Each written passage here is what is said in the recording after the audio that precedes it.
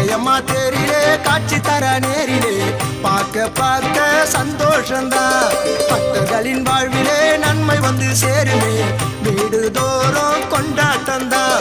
நம்பி வந்தா நீ பக்தி கொண்டா அவ ஆதரிப்பா அன்போடுதான். குழு வச்சு நீ கொண்டாடினா பூஞ்சோலை உன் வாழ்க்கைதான். சித்திர மாச பௌர்ணமி அம்மா போற்றி பாடினி கால நேரம் கூடு நல்ல யோகந்தான்.